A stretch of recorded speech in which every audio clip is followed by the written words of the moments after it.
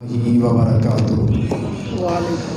پتا پتا درود پڑھتا ہے، ذرہ ذرہ درود پڑھتا ہے، قطرہ قطرہ درود پڑھتا ہے، تمام ملائکہ درود پڑھتے ہیں۔ میرے حضور کی شان تو دیکھو صائب کہ میرے حضور پر میرا اللہ بھی درود پڑھتا ہے۔ دکھوں نے اگر گھیرا ہے تو درود پڑھو، اور حاضری کی مدینے میں اگر تمنا ہے تو درود پڑھو۔ درود پڑھو مومنوں کرینے سے، حضور خود ہی چلے آئیں گے مدینے سے۔ اللہ تبارک و تعالیٰ سے دعا ہے کہ اللہ تعالیٰ ہماری آج کی اس بزم کو اپنی بارگاہ میں قبول و منظور فرمائے۔ میں نے خطبہ کے دوران آپ کے سامنے آیت درود تلاوت کی ہے، اسی حوالے سے آپ کے سامنے چند گزارشات پیش کروں گا۔ اللہ تعالیٰ سے دعا ہے اللہ مجھے حق گوئی کی توفیق عطا فرمائے۔ آج کا ہمارا جو سرنامہ کلام عنوان ہے وہ یہ ہے کہ درود شریف کے فضائل اور درود شریف کی برکات۔ حضور صلی اللہ علیہ وآلہ وسلم سے حضور صلی اللہ علیہ وآلہ وسلم پر درود پڑھنے کے فائدے اور اس کی برکات۔ اللہ سے دعا ہے اللہ تعالیٰ حق گوئی کی توفیق عطا فرمائے۔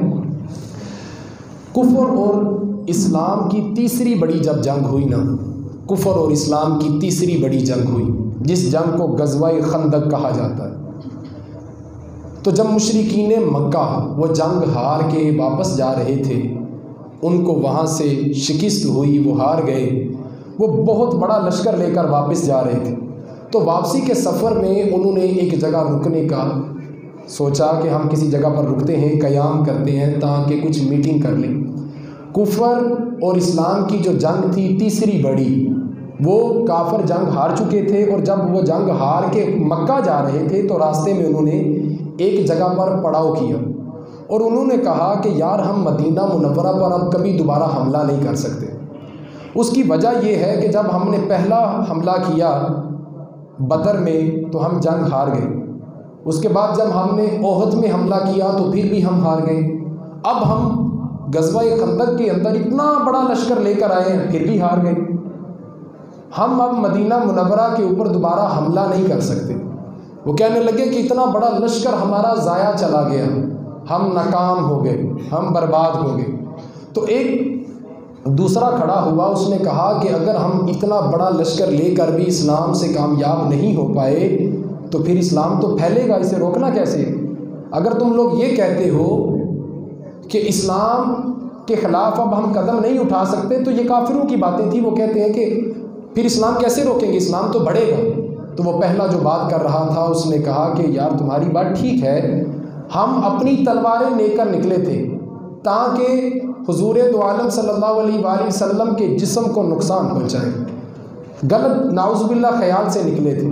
وہ اپنی تلواریں تیز کر کے نکلے تھے، نہ وہ حضور تک پہنچے نہ ان کی تلواریں حضور تک پہنچی۔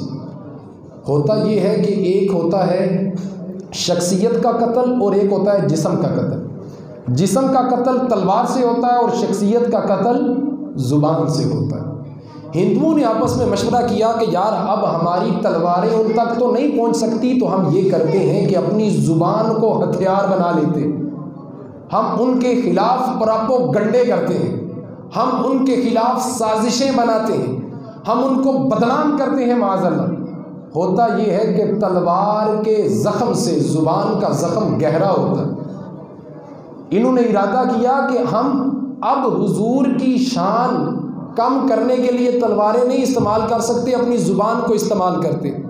تو جب یہ بات حضور نبی رحمت سید عالم صلی اللہ علیہ وآلہ وسلم تک پہنچی کہ کافروں نے یہ پلان بنایا ہے کہ وہ آپ کے اسلام کے خلاف پروپیگنڈے کر رہے ہیں، آپ کے دین کو بدنام کرنے کے لیے سازشیں کر رہے ہیں، تو حضور صلی اللہ علیہ وآلہ وسلم کا قلب اقدس دکھا، حضور پریشان ہوئے، حضور غمگین ہوئے۔ حضور نے فرمایا میں تو انہیں حیوانیت سے نکال کے انہیں میں اعلیٰ درجے پہ لانا چاہتا تھا، انہیں میں فرشتوں سے اعلیٰ مقام دینا چاہتا تھا، انہیں میں اللہ کی بارگاہ میں عزت اور سرخری والا معاملہ دینا چاہتا تھا، مگر یہ تو میرے خلاف نکل آئے۔ میں نے کیا کہا انہیں؟ میں نے کہا وہ واحد ہے، وہ یکتا ہے، اس کی عبادت کرو، اس کے علاوہ کوئی عبادت کے لائق نہیں، اور میں محمد رسول اللہ صلی اللہ علیہ وسلم اس کا رسول ہوں۔ یہ اس بات کے انکار کرتے تو حضور صلی اللہ علیہ وآلہ وسلم کا قلب اقدس دکھا، حضور غمگین ہوئے، اور جب حضور غمگین ہوں تو اللہ کو یہ بات برداشت نہیں ہوتی۔ سورۃ الاحزاب کی آیت میں اللہ تبارک و تعالیٰ نے آیت درود نازل فرما دی۔ اللہ تبارک و تعالیٰ نے ارشاد فرمایا میرے محبوب آپ دکھی نہ ہوں، آپ غمگین نہ ہوں، ان اللہ و ملائکتہ یصلون علی النبی، میرے محبوب غمگین ہونے کی ضرورت نہیں ہے، میں اللہ اور میرے فرشتے آپ پر درود پڑھ رہے ہیں اور آپ کی عزتوں کو بلند کیے جا رہے ہیں، آپ کو پریشان ہونے کی ضرورت نہیں ہے۔ یہ آیت کس موقع پر نازل ہوئی؟ ان اللہ و ملائکتہ یصلون علی النبی والی، یہ اس موقع پر نازل ہوئی جب کافروں نے حضور کے خلاف زبانوں کو ہتھیار بنانے کی کوشش کی تھی، اسلام کے خلاف زبانی سازش کرنے کی کوشش کی تھی۔ اللہ تبارک و تعالیٰ نے ارشاد فرمایا جبرائیل، عرض کی جی رب جلیل، فرمایا جبرائیل جا اور میرے محبوب کے قلب اقدس پہ سامان تسکین نازل فرما کیا۔ مکے کے یہ کافر، خطہ عرب کے یہ کافر، یہ مشرکین، یہ مرتد، یہ بدبخت میرے حضور کی شان کو کم کرنا چاہتے ہیں اپنی زبانوں کو چلا کے، اپنی زبانوں کو تلوار بنا کے۔ تو اللہ تبارک و تعالیٰ نے ارشاد فرمایا جبرائیل جا اور میرے محبوب کو جا کر کہہ کہ محبوب پریشان اور غمگین ہونے کی ضرورت نہیں ہے، آپ کا اللہ آپ کی عزت کو بلند کیے جا، آپ کا اللہ آپ پر درود پڑھ رہا ہے۔ ان اللہ و ملائکتہ یصلون علی النبی، آپ کا اللہ بھی پڑھ رہا ہے اور اس کے فرشتے بھی آپ پر درود پڑھ رہے ہیں۔ یا ایھا الذین آمنوا صلوا علیہ وسلموا تسلیما، اے ایمان والو تم بھی میرے حضور صلی اللہ علیہ وآلہ وسلم پر درود بھی پڑھو اور سلام بھی بھیجو۔ ایک اور حدیث میں یہ بات نظر آتی ہے کہ اللہ تبارک و تعالیٰ اور اس کے فرشتوں کے علاوہ باقی مخلوقات بھی حضور پر درود پڑھا کرتی تھی، یہ حضور کی شان ہے، باقی مخلوقات بھی پڑھا کرتی تھی۔ حضور نبی رحمت سید عالم صلی اللہ علیہ وآلہ وسلم نے ارشاد فرمایا، حضرت جابر بن سمرہ اس حدیث کو لائے ہیں، وہ راوی ہیں اس حدیث کے، فرمایا قال قال رسول اللہ صلی اللہ علیہ وآلہ وسلم انی لاعرف حجرۃ بمکۃ قال یسلم علی قبل ان ابعث انی لاعرفہ آن۔ حضور صلی اللہ علیہ وآلہ وسلم نے فرمایا جابر میں اس پتھر کو بھی جانتا ہوں، اس مکے کے پتھر کو بھی جانتا ہوں جو میرے اعلان نبوت کرنے سے پہلے مجھ پر درود پڑا کرتا تھا۔ یہ پتھر ہے، یہ پتھر ہے جو حضور پر درود پڑتا تھا، حضور اسے جانتے ہیں۔ یہ پتھر ہے جو بے زبان ہے، جس کے اندر عقل نہیں، خواہش نہیں، حرکت نہیں، مزاج نہیں، بول نہیں، نگاہ نہیں، کچھ بھی نہیں، پڑا رہے تو صدیوں پڑا رہے، اگر کوئی ہلائے نہ تو نہیں ہل سکتا، بے جان ہے، کچھ بھی نہیں۔ حضور نے فرمایا جابر میں اس کو بھی جانتا ہوں، وہ مجھ پر درود پڑا کرتا ہے۔ ہمارا اگر یہ عقیدہ بن جائے کہ حضور پتھروں کا درود جانتے ہیں تو پھر جامعہ مسجد نظامی کے اندر بیٹھنے والے حضور صلی اللہ علیہ وآلہ وسلم کے عاشق، حضور کے امتی، اگر حضور کو اپنا آقا و مولا مان کر حضور پر درود بھیجیں گے تو کیا حضور اپنی امتی کا درود نہیں سنیں گے؟ کیا درود حضور نہیں سنیں گے؟ اپنے آپ کو درود کا پابند کیجیے اور اس وقت کو سجا لیجئے جب آپ درود پڑھتے ہیں۔ آپ کا کیا خیال ہے وہ وقت سج نہیں جاتا جب حضور پر درود پڑھا جاتا ہے؟ وہ وقت قیمتی نہیں ہو جاتا جب حضور پر درود پڑھا جاتا ہے؟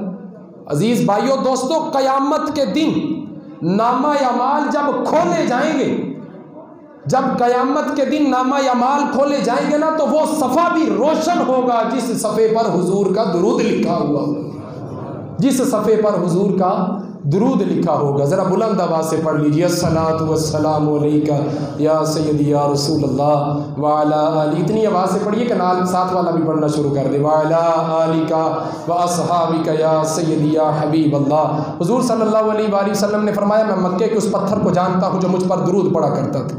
اس پتھر کا ذکر کیوں ہوا بھائی؟ وہ یاقوت کا پتھر تھا کیا؟ وہ ہیرے کا تھا؟ وہ بڑا قیمتی تھا؟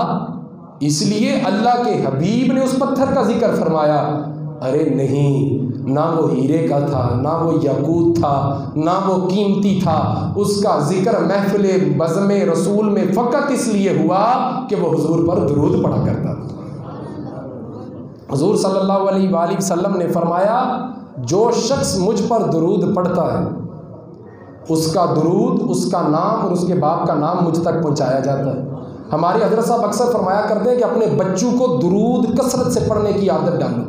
اس کی وجہ یہ ہے کہ اگر آپ اس دنیا فانی سے رخصت ہو بھی گئے تو جب تک آپ کی اولاد درود پڑھتی رہے گی اس وقت تک آپ کا نام حضور کی مجلس میں جاتا رہے گا، حضور کی مجلس میں آپ کا نام جاتا رہے گا۔ صحیح بخاری میں یہ حدیث موجود ہے، صحابہ روایت کرتے ہیں کہ حضور صلی اللہ علیہ وآلہ وسلم ہم نماز میں جو تشہد پڑھتے ہیں نا، تشہد پڑھتے ہیں التحیات للہ والصلوات، یہ حضور صلی اللہ علیہ وآلہ وسلم نے ہمیں خود سکھائی۔ صحابہ روایت کرتے ہیں کہ یہ جو ہم تشہد پڑھتے ہیں حضور نے ہمیں خود سکھائی۔ السلام علیک ایھا النبی ورحمۃ اللہ وبرکاتہ، حضور نے خود سکھائی اور اس طرح سکھائی جس طرح حضور قرآن کی آیتوں کو سکھایا کرتے تھے۔ اب ذرا سوچنے کی بات اس میں یہ ہے کہ اللہ تبارک و تعالیٰ نے قرآن مجید میں ارشاد فرمایا کہ نماز ایسی پڑھو، عبادت ایسی کرو جو غیر کے تصور سے پاک ہو۔ نماز ایسی پڑھو، عبادت ایسی کرو جو غیر کے تصور سے پاک ہو۔ اور ادھر ہم دیکھتے ہیں کہ اللہ تبارک و تعالیٰ حکم دیتا ہے جب نماز رکوع و سجود کر لو، جب رکوع کر لو، سجود کر لو، جب تم تمام عبادت کر لو، نماز کے تمام ارکین ادا کر لو، پھر ادب سے بیٹھ جاؤ اور پھر کہو السلام علیک ایھا النبی۔ ہمیں اس بات کی سمجھ نہیں آتی کہ ایک جگہ پر اللہ ارشاد فرماتا ہے کہ نماز کو غیر کے تصور سے پاک کرو اور دوسری جگہ پر اللہ ارشاد فرماتا ہے کہ میرے حبیب پر سلام پڑھو، السلام علیک یا السلام علیک ایھا النبی ورحمۃ اللہ وبرکاتہ۔ تو ایک حکم وہ ہے جس میں اللہ نے فرمایا کہ غیر کے تصور سے نماز کو پاک کرو، اور ایک حکم یہ ہے کہ السلام علیک ایھا النبی کہو۔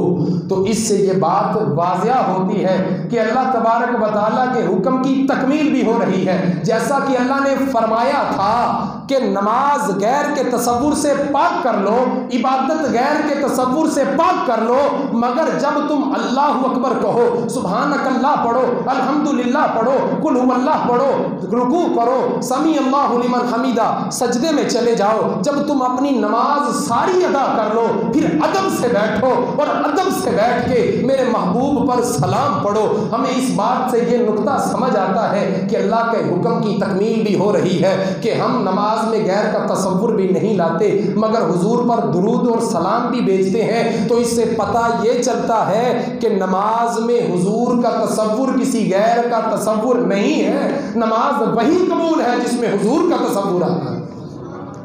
ہمیں تو اور پٹی پڑھائی گئی ہے نا بھائی صاحب، ہمیں اور پٹی پڑھائی گئی ہے، ہمیں بتایا گیا ہے کہ نماز میں اگر حضور کا خیال آ گیا تو نماز جاتی رہے گی، نماز جاتی رہے گی۔ ارے امت کو بتاؤ کہ صحابہ نماز میں حضور کے بددعا کے مکھڑے کو دیکھا کرتے تھے۔ ارے امت کو بتاؤ کہ صحابہ حضور کے چہرے کو تکتے تھے۔ ارے امت کو بتاؤ کہ جب حضور صلی اللہ علیہ وآلہ وسلم نماز کے دوران تشریف لے آتے صحابہ مصلی چھوڑ کے پیچھے ہو جاتے۔ کیا ان کی وہ نمازیں قبول نہیں ہوئی جو حضور کی خاطر چھوڑی گئی تھی، جو حضور کی خاطر مصلی چھوڑے گئے تھے؟ اس سے پتہ یہ چلتا ہے کہ نماز وہی قبول تھی اور اسی کی قبول تھی جس نے حضور سے سیکھی تھی اور حضور کے قربت میں پڑھی تھی۔ اس امت کو بتاؤ کہ جب انہوں نے کعبے کو دیکھا تو پھر کعبے سے رخ پھیر کے وہ کعبے کی جانب آ گئے۔ اس امت کو بتاؤ کہ جب حضور آتے تھے تو پھر وہ کعبے سے نظریں ہٹا کے کعبے کی طرف کر لیتے تھے۔ ارے اتنی اگر بندے کو بات کڑوی لگے نا کہ کعبے کی توہین ہو رہی ہے کہ کعبے سے نظریں ہٹا کے حضور کی طرف کر لیتا ہے بندہ، تو بھائی مجھے یہ بتاؤ کہ کعبہ بنا کیسے؟ کعبے کو کعبہ بنایا کس نے؟ کعبے کو قبلہ بنایا کس نے؟ کعبے کو عزتیں بخشی کس نے؟ اگر بندہ یہ کہے کہ حضور کی طرف رخ کرنے سے کعبے کی توہین ہوتی ہے تو ہم یہ کہتے ہیں کہ ارے حضور کے بددعا کے مکھڑے کے صدقے اللہ نے کعبے کو عزتیں عطا فرمائی، کیونکہ اللہ نے فرمایا تھا محبوب تیرے دل میں خیال آ رہا ہے قبلہ بدلنے کا، محبوب جیسے تو چاہتا ہے ویسے کر۔ تو حضور نے کہا فرمایا کہ اللہ میں چاہتا ہوں یہ تیرا گھر ہے، یہ قبلہ بن جائے۔ اللہ نے فرمایا محبوب جیسے آپ راضی، جہاں آپ راضی، جاؤ داتا صاحب، اور داتا صاحب کے قدموں میں بیٹھ کے داتا صاحب سے رابطہ کر کے پوچھو۔ جاؤ پاک پتن میں حضرت بابا فرید سے پوچھو۔ جاؤ جنگ میں حضرت سلطان باہو کے قدموں میں بیٹھ کے ان سے رابطہ کر کے پوچھو۔ جاؤ گولڑے میں کسی علی کے مہر سے پوچھو۔ جاؤ بغداد میں قادر کے بندے سے پوچھو۔ جاؤ جا کر دین کے معین سے پوچھو۔ اگر رابطہ کر سکتے ہو رابطہ کرو، قسم ہے پاک پروردگار عالم کی، رب کی خوشی درجہ کمال تک تب پہنچتی ہے جب امت کے لبوں پر مصطفیٰ کریم کا نام آتا ہے۔ جب امت کے لبوں پر مصطفیٰ کریم کا نام آتا ہے تو اللہ کی خوشی کا درجہ کمال رتبے پر چلا جاتا ہے۔ امام راضی نے تفسیر کبیر میں بیان کیا کہ سوال پیدا ہوتا ہے ان اللہ و ملائکتہ یصلون علی النبی، اللہ تبارک و تعالیٰ نے فرمایا اللہ اور اس کے ملائکہ اپنے نبی پر درود بھیج رہے ہیں۔ فرماتے ہیں کہ اگر اللہ درود پڑھ رہا تھا تو فرشتوں کو کیا ضرورت تھی؟ اگر اللہ درود بھیج رہا تھا تو فرشتوں کو کیا ضرورت تھی؟ ہمارا یہ ایمان ہے کہ اللہ کا درود حضور کے لیے کافی ہے۔ حضور صلی اللہ علیہ وآلہ وسلم ہمارے درود کے محتاج نہیں ہیں۔ حضور ہمارے درود کے محتاج نہیں ہے، ان کے لیے اللہ ہی کافی ہے جو ان پر درود بھیج رہا ہے۔ امام راضی فرماتے ہیں کہ پھر اللہ نے فرشتوں کا کیوں فرمایا؟ یصلون، یہ جمع کا صیغہ ہے، ہم مل کر درود بھیجتے ہیں۔ ایک جگہ پہ فرمایا اللہ درود بھیجتا ہے اور دوسری جگہ پہ فرمایا یصلون، میں اللہ اور میرے فرشتے مل کر درود بھیجتے ہیں۔ تو اب یہ دیکھیے جب حضور صلی اللہ علیہ وآلہ وسلم پر وہ پاک پروردگار عالم درود بھیجے تو کیا ان کو ہمارے درود کی حاجت ہے؟ ارے نہیں ہے۔ امام راضی فرماتے ہیں کہ اللہ تبارک والا خود تو درود بھیج رہا تھا مگر فرشتوں کو اس لیے ساتھ لگایا تاکہ فرشتوں کی عزت اور انہیں اللہ کی بارگاہ میں شرف حاصل ہو جائے۔ اس میں حکم یہ ہوا جب اللہ درود بھیجتا ہے اور اس کے علاوہ فرشتے اور جو باقی مخلوقات حضور پر درود بھیجتی ہیں، اللہ اگر حضور پر درود بھیجے تو اس سے حضور کی عزت بلند ہوتی ہے۔ اللہ اگر حضور پر درود بھیجے تو اس سے حضور کی عزت بلند ہوتی ہے۔ خدا خود اگر حضور پر درود بھیجے تو اس سے حضور کی عزت بلند ہوتی ہے، اور خدا کے بعد کوئی بھی فرشتے ہوں، مخلوقات ہوں، حیوانات ہوں، پتھر ہوں، پانی ہوں، جن ہوں یا پرندے ہوں، جو بھی جتنا حضور پر درود پڑے گا اس سے حضور کی عزت نہیں بلکہ اس کی عزت اپنی بلند ہوتی ہے۔ اگر اللہ درود پڑھے تو حضور کی عزت بلند ہوتی ہے، اگر کوئی اور پڑھے تو اس کی اپنی عزت بلند ہوتی ہے۔ ہم محتاج ہیں عزت کے، حضور ہمارے درود کے محتاج نہیں ہیں۔ حضور صلی اللہ علیہ وآلہ وسلم نے کسی مقام پر بھی نہیں فرمایا کہ میرا امتی مجھ پر درود پڑھے تو اللہ مجھے عزت دیتا ہے۔ کسی جگہ پر یہ نہیں فرمایا کہ میرا امتی مجھ پر درود پڑھے تو اللہ میرے درجات بلند کرتا ہے۔ یہ کسی جگہ پر بھی آپ کو نہیں ملے گا۔ ہاں اگر ملے گا تو یہ ملے گا کہ حضور صلی اللہ علیہ وآلہ وسلم نے ارشاد فرمایا اگر میرا کوئی امتی مجھ پر ایک مرتبہ بھی ڈوب کے لگن کے ساتھ درود پڑھے، اللہ اس کو 10 رحمتیں بھی نازل فرماتا ہے، اللہ اس کے 10 گناہ بھی معاف کرتا ہے اور اللہ اس کے 10 درجات بھی بلند فرما دیتا ہے۔ حضور نے کبھی یہ نہیں فرمایا کہ امتی اگر درود پڑھے تو اس سے امتی کا میرا فائدہ ہوگا، بلکہ فرمایا اگر امتی مجھ پر ایک مرتبہ خلوص سے درود پڑھ لے تو اس سے امتی کا اپنا فائدہ ہو۔ درود شریف پڑھ لیجیے، الصلاۃ والسلام علیک یا سیدی یا رسول اللہ، تھوڑا اور آہستہ پڑھیے، وعلی آلک و صحابک یا سیدی یا حبیب اللہ، الصلاۃ والسلام علیک یا سیدی یا نبی اللہ، وعلی آلک و صحابک یا سیدی یا نبی اللہ۔ حضرت ابو القاسم قشیری داتا گنج بخش علی حجویری کے اساتذہ میں سے ہیں۔ امام قشیری نے روایت کیا کہ اللہ تبارک و تعالیٰ نے خود تو درود پڑھا فرشتوں کو بھی درود ساتھ میں پڑھایا اور پھر حکم فرمایا یا ایھا الذین آمنو، اے ایمان والو تم بھی درود پڑھو۔ تو امام ابو القاسم قشیری آپ فرماتے ہیں کہ اللہ تبارک و تعالیٰ نے امت کو یہ شرف فقط اس لیے بخشا کہ امت حضور کی خدمت اور نوکری کر سکے۔ اس کا مطلب یہ ہے کہ اگر امت حضور کی خدمت اور نوکری کرے گی بذریعہ درود شریف، اگر امت حضور پر درود پڑھے گی تو یہ نوکری کرے گی، خدمت کرے گی، اور اس خدمت کا صلہ اور اجر یہ ہوگا کہ حضور کل روز محشر اس کی شفاعت فرمائیں گے، حضور کل روز محشر اس کی شفاعت فرمائیں گے۔ کنز العمال جلد نمبر 1 باب الصلاۃ حدیث نمبر 2193، جب بھی آپ درود شریف پڑھیں تو بڑے ادب کے ساتھ، بڑا خوبصورت کر کے، بڑے ادب کے ساتھ، نہایت لگن سے، عاجزی سے ڈوب کر پڑھیں۔ اب دیکھیں اللہ تبارک و تعالیٰ نے ارشاد فرمایا ان اللہ و ملائکتہ یصلون علی النبی، میں اللہ اور میرے تمام فرشتے میرے نبی پر درود پڑھتے ہیں۔ آپ مجھے یہ بتائیے، آپ اس بزم میں بیٹھے ہیں، دائیں بائیں دیکھ رہے ہیں، آپ اس بزم کا حساب لگا لیجئے جہاں پر شہنشاہ خدا بیٹھا ہے اور مخلوق میں اس کے فرشتے بیٹھے ہیں اور سارے فرشتے بیٹھے ہیں اور اللہ اپنے نبی پر درود بھیج رہا ہے، فرشتے اس کو سماعت کر رہے ہیں، اللہ اپنی شان کے لائق حضور پر درود پڑھتا ہے، فرشتے اپنی شان کے لائق حضور پر درود پڑھتے ہیں۔ آپ اس بزم کا اندازہ قطعاً نہیں لگا سکتے جس بزم کے اندر بادشاہ خطیب جو وہاں پر مجلس میں صدارت فرما رہا ہے وہ خدا ہے اور جو سننے والے ہیں وہ فرشتے ہیں، تو آپ خود سوچئے وہ کتنا ادب والا درود ہوگا، کتنا خوبصورت درود ہوگا، کتنا ڈوب کے پڑھنے والا درود ہوگا۔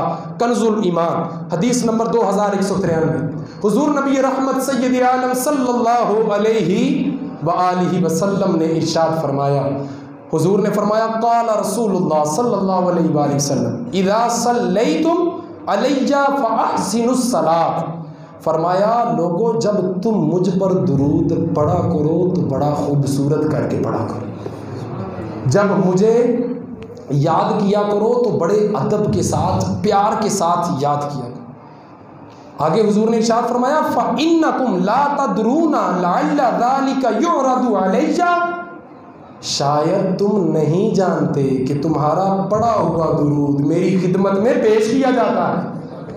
جب بھی درود پڑھو بڑے ادب سے، بڑے پیار سے، بڑے سکون سے ڈوب کر توجہ کے ساتھ درود پڑھو۔ حضور صلی اللہ علیہ وآلہ وسلم نے فرمایا شاید تم نہیں جانتے کہ یہ درود میری بارگاہ میں پیش کیا جاتا ہے، اور پیش بھی کس طرح کیا جاتا ہے۔ جو ملائکہ درود کا تحفہ لے کر حضور کی بارگاہ میں پہنچتے ہیں نا، تو وہ ملائکہ اس شخص کا نام، اس شخص کے والد کا نام، اس کی برادری اور قبیلے کا نام لے کر پورا عطا پتہ، اس کا پورا ایڈریس لے کر حضور کی بارگاہ میں پہنچتے ہیں اور جا کر عرض کرتے ہیں کہ حضور فلاں بن فلاں، فلاں برادری کا فلاں جگہ سے آپ کا امتی آپ کو یاد کر رہا ہے۔ حضور صلی اللہ علیہ وآلہ وسلم نے فرمایا جو مجھ پر درود پڑھے اس کا نام اور اس کے والد کا نام مجھ تک پہنچتا ہے۔ آج ہم حضور کے زمانے میں نہیں ہیں، مگر ہم حضور تک کیا پہنچ نہیں سکتے؟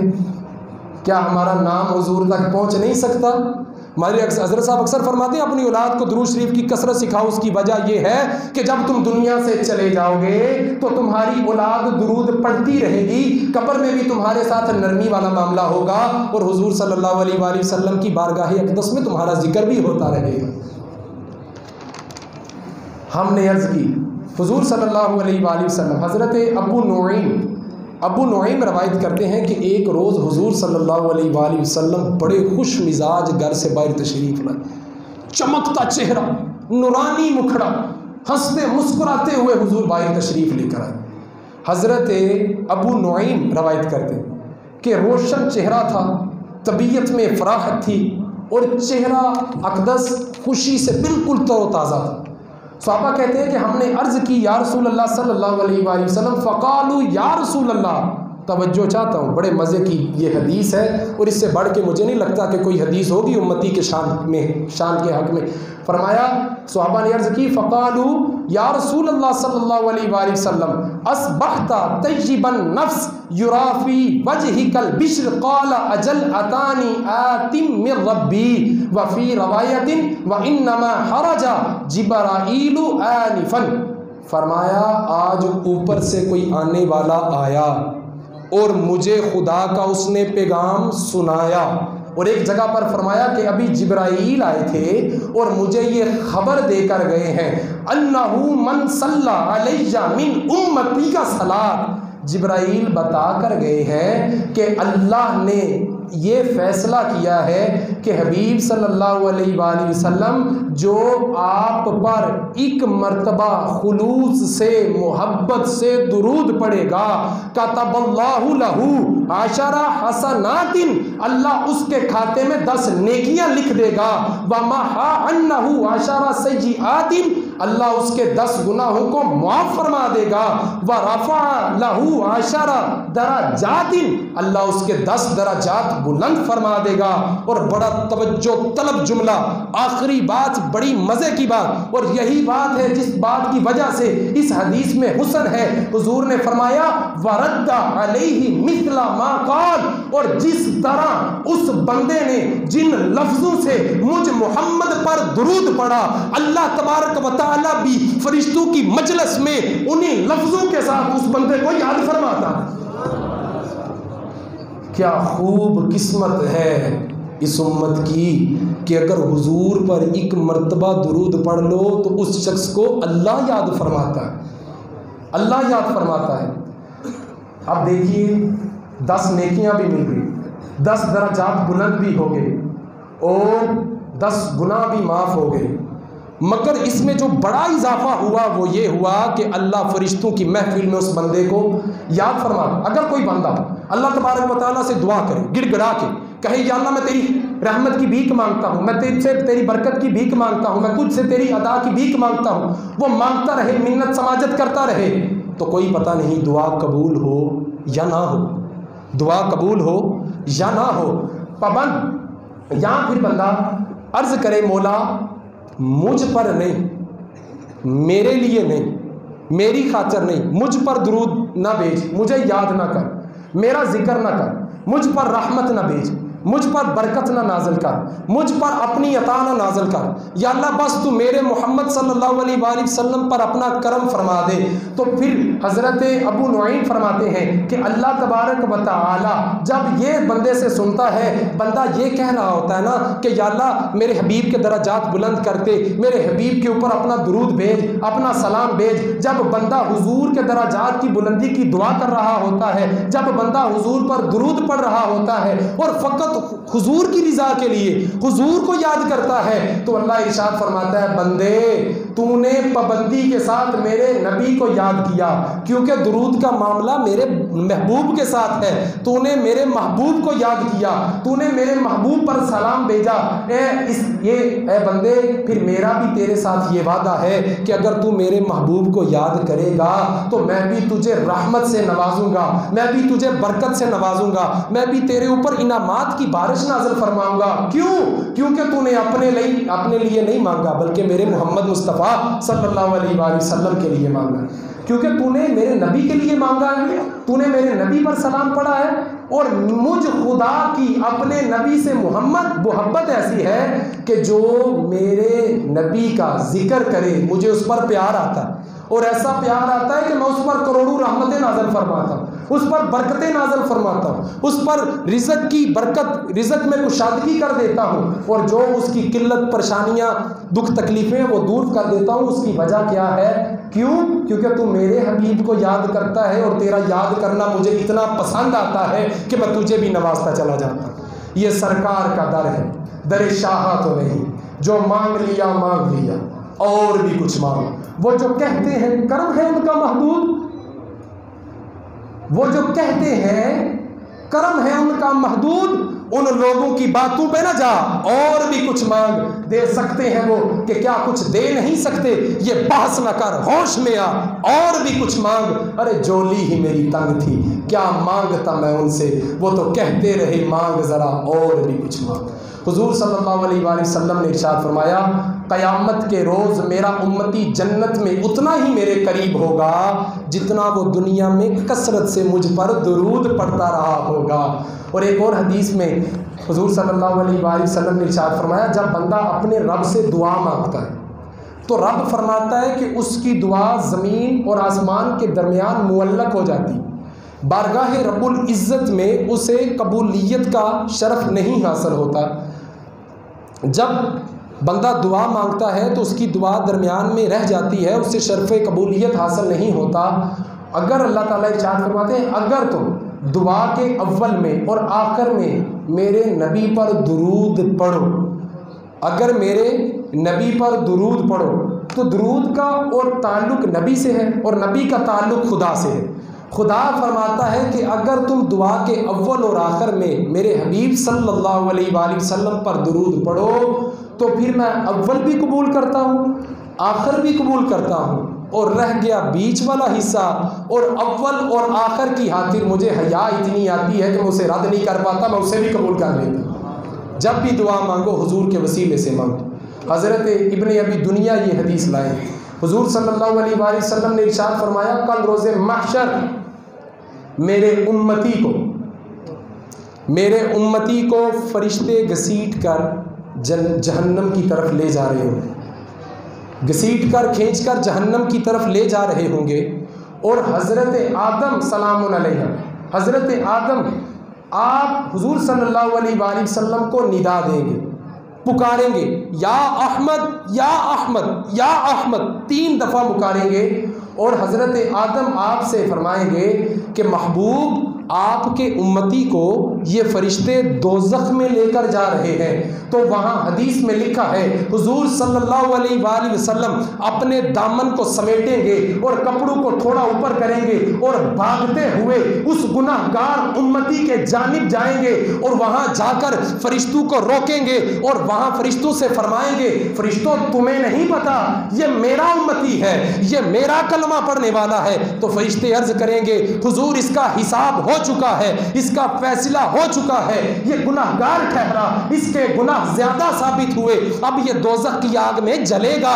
تو حضور صلی اللہ علیہ وآلہ وسلم فرمائیں گے کہ فرشتوں اس امتی کو میرے حوالے کر دو۔ حضور اس امتی کو لے کے خدا تعالیٰ پروردگار کی بارگاہ میں حاضر ہوں گے اور اللہ سے عرض کریں گے یا رب العالمین اس محبت کے صدقے، عنایت کے صدقے جو تو نے مجھ سے پیار کیا، اس شفقت کے صدقے یا اللہ میں تجھ سے درخواست کرتا ہوں اس میرے حبیب کا دوبارہ نامہ اعمال چیک کر لے، اس میرے بندے کا دوبارہ نامہ اعمال دیکھ لے، اس کا حساب دوبارہ کر لے۔ اللہ فرمائے گا حبیب جیسے آپ کہتے ہیں ویسے آمین، جیسے آپ کہتے ہیں ہمیں قبول ہے۔ اللہ فرمائے گا فرشتوں میزان لے آؤ، ترکھڑی لے آؤ، اس بندے کا حساب تولو۔ جب حساب تولا جا رہا ہوگا ترکھڑی کے اندر نیکیاں کم پڑ جائیں گی، گناہ زیادہ ہو جائیں گے، گناہوں کا پلہ نیچے آ جائے گا، نیکیوں کا پلہ اوپر چلا جائے گا۔ وہ بندہ پھر گھبرائے گا کہ پہلے بھی میں جہنم کا حقدار تھا، اب بھی میں جہنم کا حقدار بن گیا۔ تو حضور صلی اللہ علیہ وآلہ وسلم اپنی جیب مبارک سے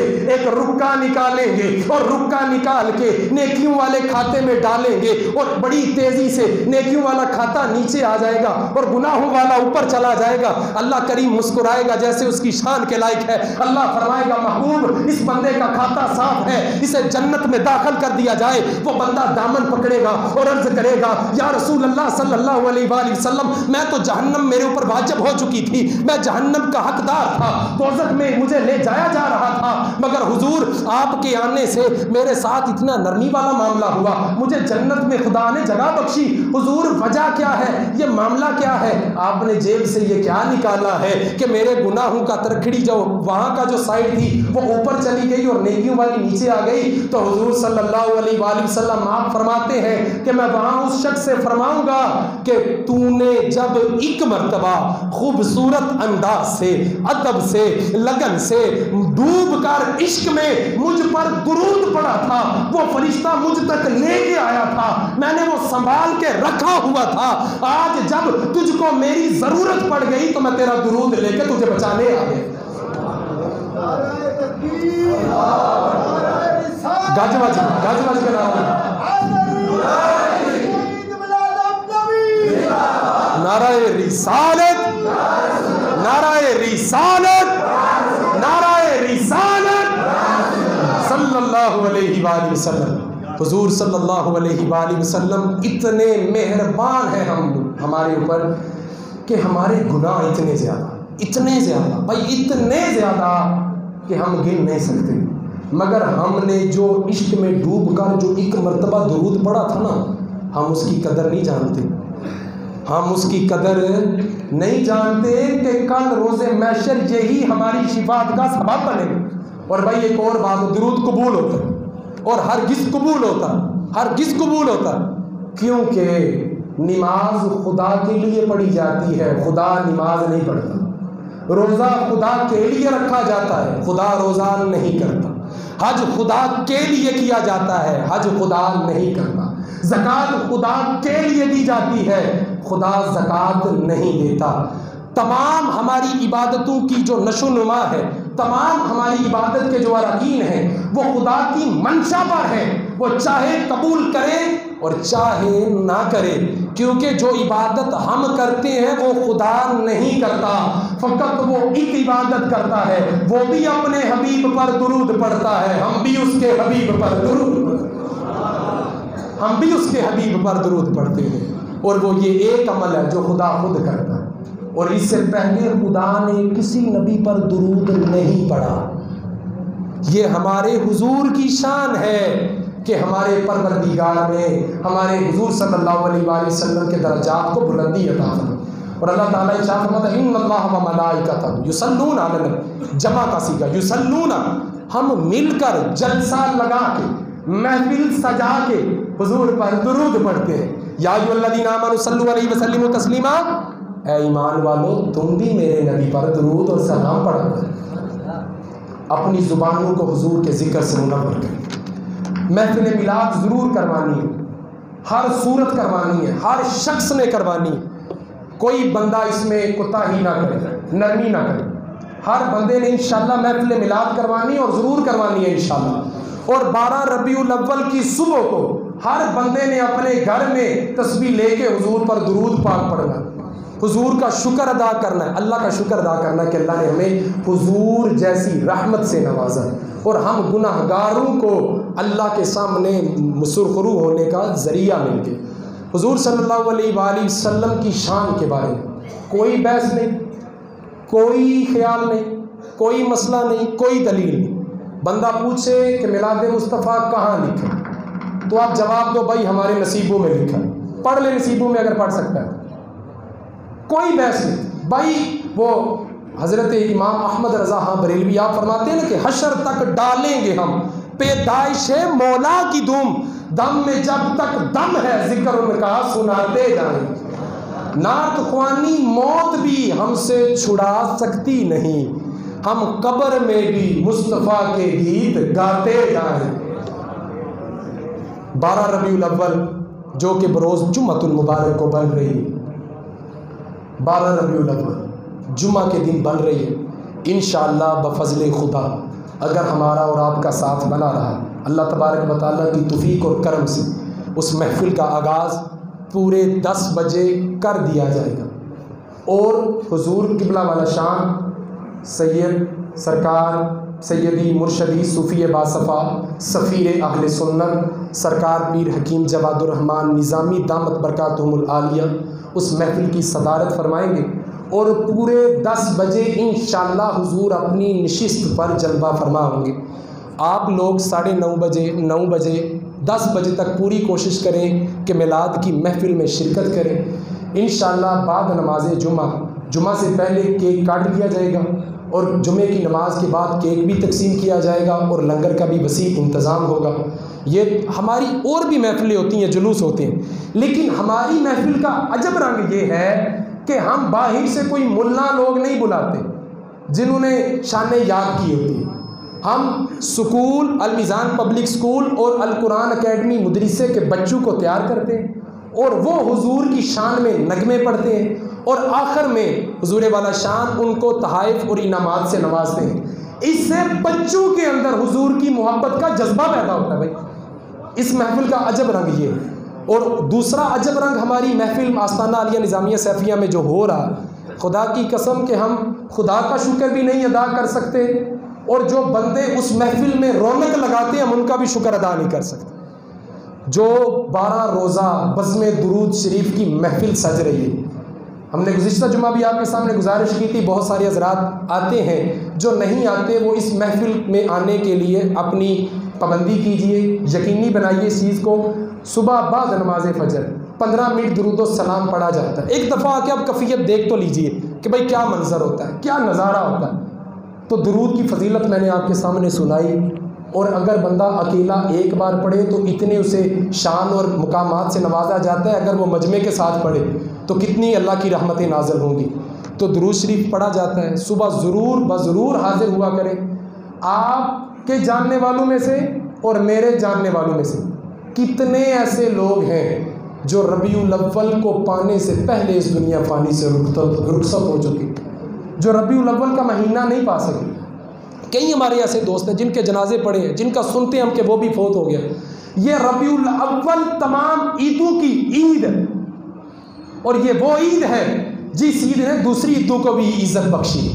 ہم دوسری عیدوں کے لیے تیار ہوتے ہیں، جھنڈیاں لگاتے ہیں، تیاری کرتے ہیں، شاپنگ کرتے ہیں، اتنا سامان خریدتے ہیں، مگر حضور کی محفل کے لیے اگر ہم تیاری نہیں کرتے تو ہمارا ایمان ٹھنڈا ہے۔ اگر کوئی بندہ یہ بولے نا کہ بھائی آپ جھنڈیوں پہ پیسے لگا رہے ہو، آپ فضول خرچی کر رہے ہو، آپ گلیاں سجاتے ہو، لائٹیں سجاتے ہو، غریب کو پیسے دے دیتے تو کیا جاتا، تو ہم بھی کہتے ہیں کہ جب تیرا بیٹا پیدا ہوا تھا تو نے 80,000 کے موبائل سے جو اس کی فوٹو کھینچی ہے، تو فوٹو نہ کھینچتا، تو بھی وہ موبائل نہ لیتا، وہ پیسے کسی غریب کو دے دیتا۔ جو تو موٹر سائیکل چلاتا ہے، جو تو اچھی گھڑی پہنتا ہے، جو تو اے سی میں سوتا ہے، جو تو پنکھے لگاتا ہے، جو تو بیٹے کی سیلیبریشن کے لیے اچھے کیک کاٹتا ہے، جو اپنے بچوں کو برانڈز کے کپڑے پہناتا ہے۔ کیا لنڈے کے کپڑے خراب ہوتے ہیں بھائی؟ لنڈے کے بھی کپڑے ہوتے ہیں نا، پہنانا بچوں کو، اور پھر کہے کہ میں غریبوں کو دیتا ہوں آپ بھی دو۔